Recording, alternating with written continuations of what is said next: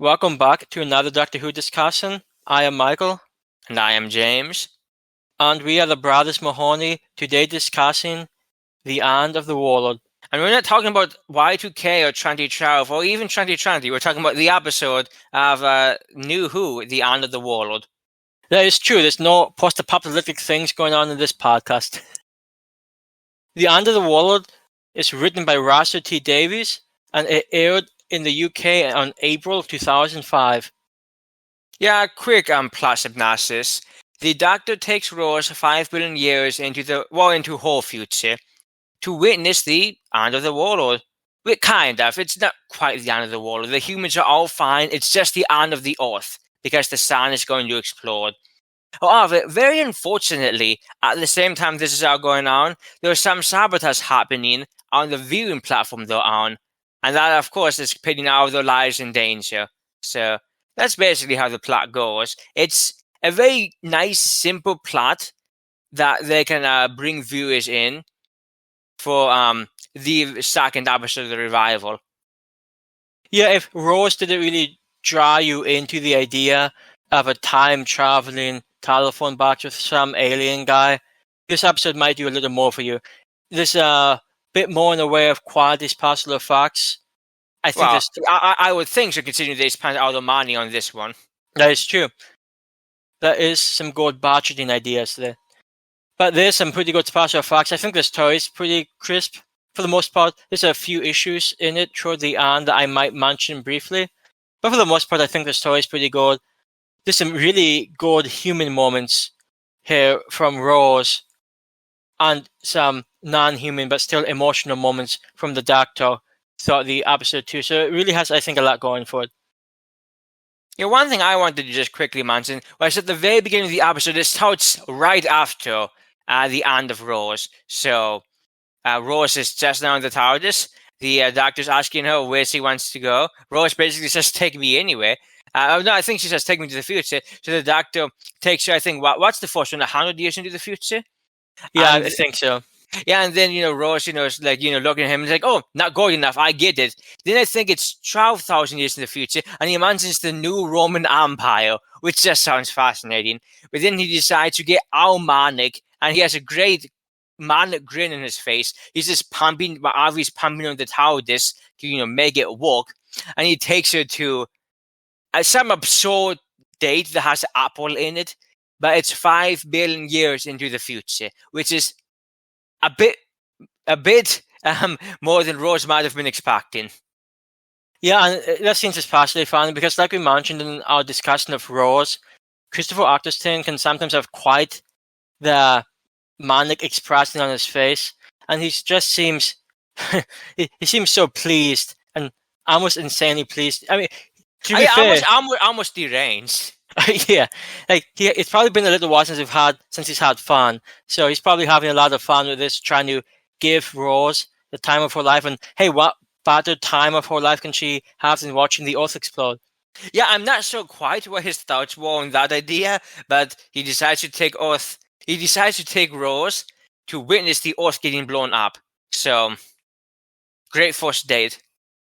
Yeah, and there's a lot of good things. This episode also introduces us to the psychic paper, which first shows up when the Doctor and Rose are accosted by a guy walking on a viewing platform saying, "Hey, what are you guys doing?" And it's like brings out some psychic paper, which apparently shows whoever reads it what the Doctor wants them to see. Well, the Doctor's focusing, at least. Yeah, which is how it's described here. So, nice first use of the psychic paper, which of course shows up so many times in NuWho. Interestingly enough, there is one Doctor Who novel that has a Doctor who's not a newer one using psychic paper. And that is, I believe it's called World Game, which I believe is a BBC past adventure, a BBC past Doctor adventure with Patrick Troughton. Yeah, and in that one, he's actually using psychic paper because that's taking place during the season 6B era when he is on missions for the Time Lords after the end of the War Games. Yeah, and if you don't know about that little piece of Doctor Who lore, there wasn't even really, and I'm not even sure if technically the two Doctors really confirmed it. Well, no, the two doctors did confirm it. I mean, it confirmed it in Albert stating it outright, basically. Because, well, I don't want to get too deep into the two doctors, but at the very beginning of the scene, we see the second doctor on Jamie, and the conversation, it's making it pretty clear that's when it's taking place. We are also introduced to a wide variety of aliens. The first Doctor Who episode of the revival, being Rose, technically had the Nastine consciousness, but as far as aliens go, that was pretty much it. And since all the Nastine consciousness was a bunch of moving liquid in a vat, maybe it did impress on Rose what she was actually getting herself into, dealing with the Doctor. Yeah, whereas this episode has a bunch of pretty much rich individuals coming to watch the Earth blow up. And these are very wealthy people from all types of species. And we see a bunch of different life forms. And this is sort of a montage of different life forms being introduced. And we see Rose's face, and she's trying to deal with, oh my God, look at everything that's out here. And not only she's been taken to see the end of the world, she also has to deal with being introduced to like at least 15 plus different alien species being thrown at her right, with no warning, basically. Yeah, and some of these are pretty either important or memorable.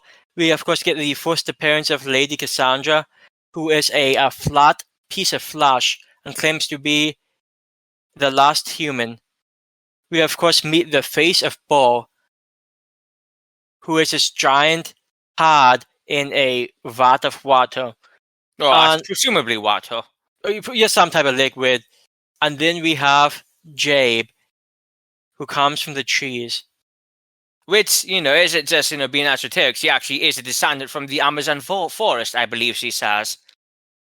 Yeah, and actually that leads to a pretty amusing scene. So these rich people, all of them are bringing gifts to each other, just like a way to promote peace. Which might be, on the side note, one of the reasons why Platform 1 forbids religions. Religions can often not be very peaceful. Even ignoring that, there is a funny motif of Russell T Davies, who himself is an atheist, but you notice every now and then throughout the first, throughout his time as showrunner, and we'll mention it when we notice it, but when the episode first comes back at the end of the cold open, well, I guess was that a cold open? This might not have actually had a official cold open, but either way, when it comes back after where the first commercial break obviously fits in, we just hear the intercom over the speakers saying, among other things, it bans teleportation devices, which actually comes into play later, and religion on Platform 1. So that's just a nice little taste from Russell T Davies. You'll get things like that every now and then sprinkled throughout. So I just think it's rather amusing. That is so. And so these different species are giving each other gifts. Of course, the Doctor, just because he popped up here in his tower, doesn't have a gift. So he gives people the gift, quote, of the air from his lungs. And he just sort of blows out air around them. And it actually worked at Jabe. She finds it quite an intimate gift. And well, I mean, she is a tree, so I guess for her, that actually, would be an intimate thing. But there's a moment when, to the adherents of the repeated meme, he's giving them the gift of the air from his lungs, and at this point he's out of breath, so he's just huffing us. Yeah, and what they get from Jabe is sort of a cutting of, I forget if it was a grandfather or great grandfather. It was just a piece of tree, a twig, handed to Rose, and later on in the episode, Rose, who is going through a somewhat difficult time with all this culture shock, has this amusing conversation where she's trying to communicate with this twig. She probably doesn't know if it can talk or not. She doesn't know what is and isn't sentient. Yeah, she did just see a descendant of a tree, so... And she's saying, "No, my name's Rose. It's sort of like a tree." And it's sort of a plant. And then she realizes that she is talking to a twig. It's just a funny, small moment. And Rose, Billie Piper has a lot that she does in this episode, and that's just a small moment of amusement. I think the best part of this episode are the moments between Billie Piper and Christopher Eccleston. They work really, really well together, and they really make this. I think they're the highlights of this episode, honestly. Of course, I think Lady Cassandra, who has a conversation with Rose, is also one of the conversations that goes up there. Lady Cassandra, of course, claiming that she is the last human, has a somewhat negative view of others who have survived through what she might deem lasso means. Yeah, basically, she's had plastic surgery. I don't know what she gave a number. 702. 708 operations. 708. I was selling her short, and again, as Michael said, she's just this flat bit of skin with lips and eyes, and spread out kind of like a parchment. That's how she is, and yet she calls herself human. And I guess in some technical senses, she might be genetically right, but that's But I guess in a philosophical sense, she's almost certainly not right. And Michael, what was the great quote that she gives about the other humans? But she goes on saying, "Oh, they come just human-like and human-ish." But you know what I call them? I call them mongrels.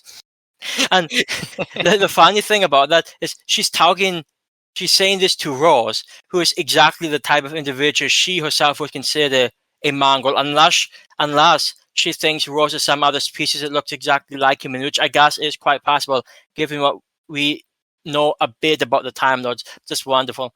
Yeah, it's completely racist, and it's even more funny because not 20 minutes ago, earlier in the episode, the Doctor made a joke to Rose about the Deep South, comparing Rose's her culture shock. You know, she's seen all these new things, and it's taking a while to get used to it. And the Doctor, makes a joke about the Deep South, and then not 20 minutes later, Rose runs into an actual racist who, is against all types of, which is everyone who's not human. So I think it's just a nice little one of those background threads throughout the episode. And I would even mind Lady Cassandra calling herself human. It's just that she has to tack on, "Oh, she's the last human." That's what really bothers me. Like if she just said, "Oh, I'm a human," I'd have no problem with her. But she's, as Rose famously says, and this is a quote that is remembered throughout the ages, just calls Lady Cassandra a bitchy trampoline. Which honestly, she doesn't even get all that offended over. Which, I guess props to her for that. Yeah, if you're a rich piece of flesh, what do words mean to you? I suppose that's one way to look at it. Another thing that Lady Cassandra brings to the episode and to the other people of Platform 1 is her gifts, which is the classic iPad, which is actually a jukebox. Now, to be fair, jukeboxes do have a lot of class to them, but they're not iPads. And furthermore, we get some nice music throughout the episode because of the jukebox. We get 2 songs. We get, what was the first song? Tainted Love by Soft Soul. That it was. And we get the Doctor just, not, all out dancing, but, he's, nodding his head, enjoying the beach. He's just having a good time. Like, you would tell he's having fun at this, get together. I mean, I think it's around this time that Rose just leaves the room. Because Rose is looking around at all the aliens, the music's playing, the Doctor's just, bobbing his head, and she just leaves the room. And to the Doctor's crowd, he goes out and chases her, to try to, help her through things. Except the episode has a bit of a pacing issue where we see this happen, and then we don't see the Doctor get to Rose until at least 20 minutes later. So it's kind of strange. I couldn't help but notice that when watching the episode this time around. Of course, the good thing the Doctor did get to her, because there's a pretty good conversation, and unfortunately I forget the individual's name, but Rose runs into, she's just going to a nice quiet area where she has time to think, and she runs into a space plumber, just a alien woman, very polite alien woman. Rose has to give her permission to speak, and they just get along. And she's just much like Rose was back on Earth. This woman's just a sort of menial worker, just fixing pipes in space. And I think it's nice to see Rose be able to talk with her and see, hey, even though we might be different in so many ways, same basic ideas going on. Yeah, and she really needed that because, all the other people were like very alien to her. Even the Doctor. Yeah, well, even the Doctor, and also it's not she could really connect to them because at the end of the day, they were all rich. So she probably wouldn't feel comfortable anyway going up and talking to them. But when it comes to, another person did menial jobs. As Rose said, "Oh, so you're a space plumber? I'm surprised we still need them." And the woman replies, and I also forget her name, which is a pity. But the woman replies, "Well, I hope so, or she'll be out of a job." So it's very relatable, I would expect. And also, I have to do this because I'm a horrible person. But that blue woman had more character than anybody in Chris Chibnall's time did. So I did like seeing it. Yes, we're not at Chris Chibnall's time, but I guess that can be mentioned now that Chibnall did have even a thimble of characterization for his one-off characters that Russell T Davies was able to fit into his characters. And that's actually true with Jabe also. Jabe is, of course, the descendant of the trees. Was she a princess, a CEO? What was she? I don't remember. I don't think she was a princess. She always seemed like a princess to me. But what I think she was, again, these are all rich people. I think she mentioned this. It was going to be seen in the right company.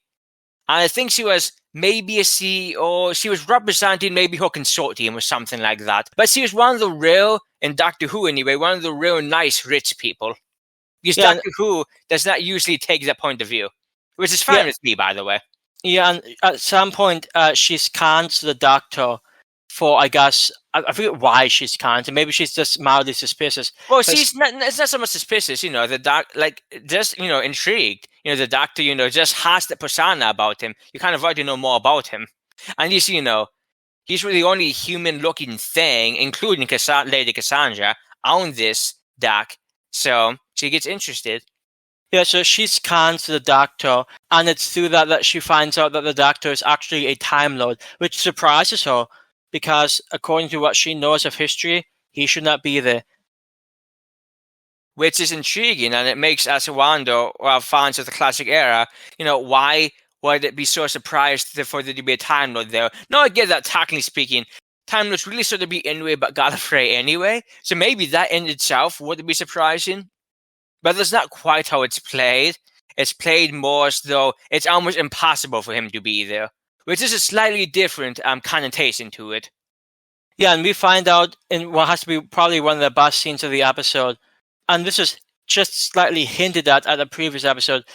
The Doctor takes Rose back to Earth once they get through this. As of course, you always expect the Doctor to get through whatever the Travis throw at them. Doctor brings Rose back to Earth, and he tells Rose that his planet, though I don't believe he says Gallifrey, does he? He does. I don't believe Gallifrey is actually named until an episode with Martha. I don't believe so. Yeah, it might have been mentioned in season 2, I think it was season 3. But he does tell Rose that his planet is gone because there was a war and they quote-unquote lost, and the Doctor is the last of his people. Well, I believe it literally uses the term the last great time war, doesn't it? Well, I forgive the Doctor uses that, or if that's what Jabe says, but I'm sure that term comes up. I think the Doctor says that at the final conversation, and I think it's partly because early in the episode, Rose was getting really annoyed at the Doctor because she realized that she had no idea who he was. She just ran off with him, like literally, in her point of view, 30 minutes ago, maybe an hour, but probably not even that long. She just ran off with him. She's now 5 million years in her future. She has no idea who the Doctor is. She doesn't know what his name is. She doesn't know what his species is. And not only that, but she straight up asks the Doctor, and he doesn't reply to her. Yeah, she asks him, and he doesn't even answer her. Just moodily looks in the corner, crossing his arms. And Rose is like, well, don't argue with the Doctor, let the driver. Because if the Doctor had gotten, pissed off at her enough, she'll be entirely screwed. He could just leave her there. And now, we of course know the Doctor probably wouldn't do that.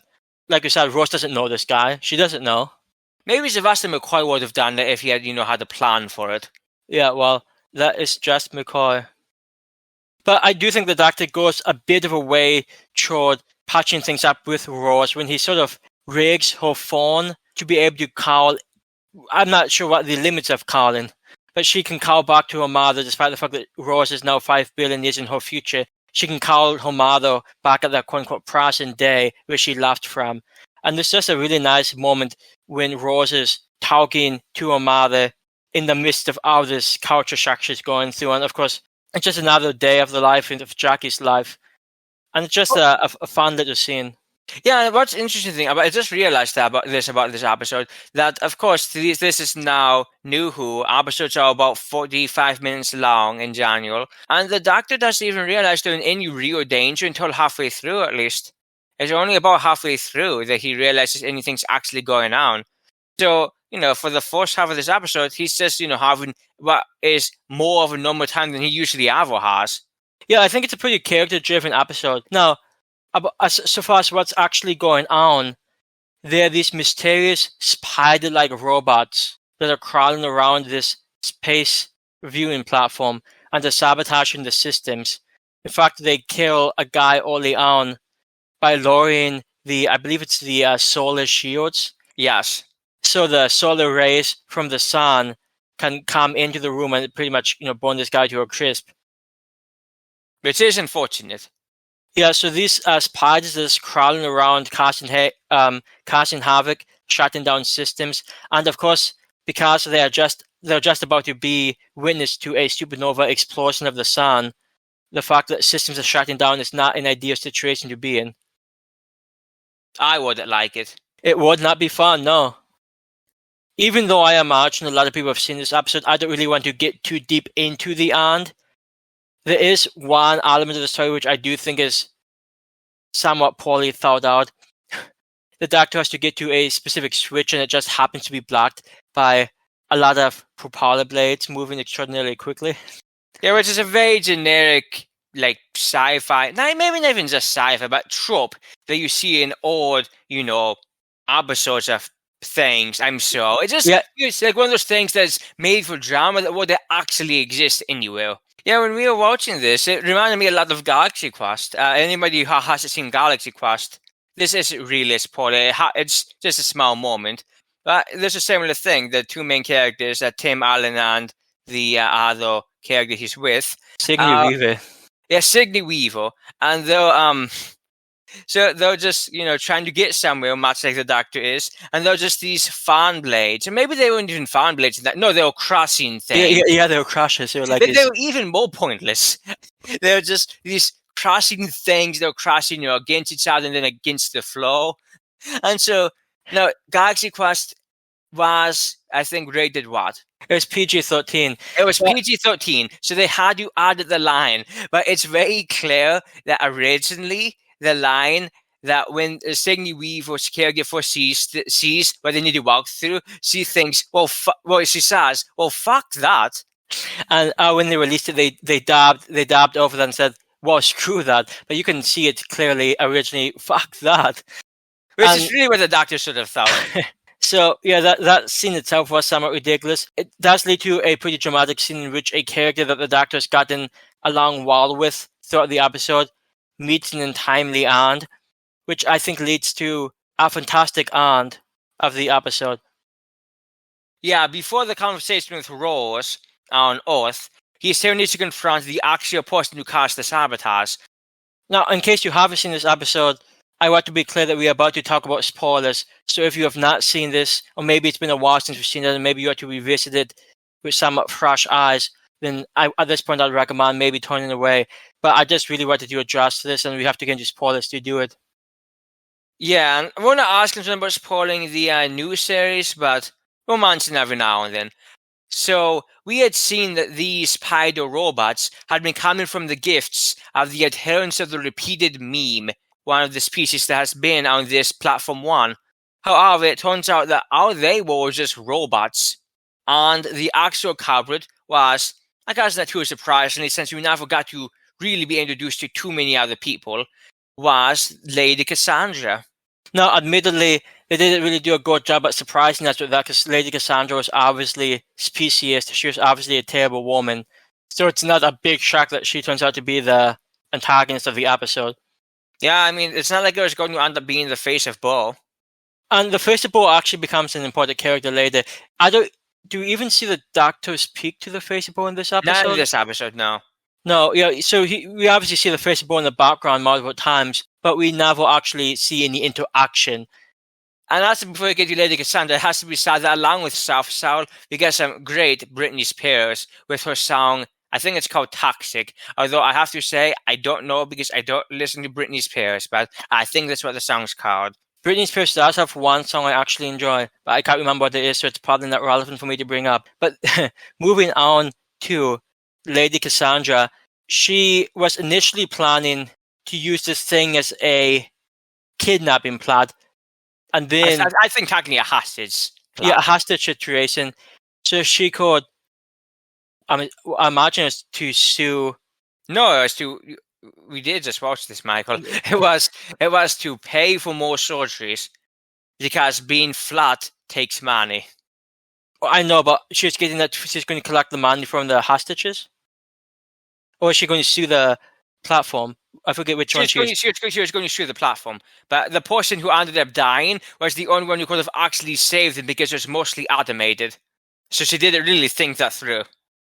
That is true, but luckily, despite the rules of Platform 1, she had a personal teleporter with her, which leads to a scene of, I think, it's arguably hypocritical, but it's, I think, a pretty good scene.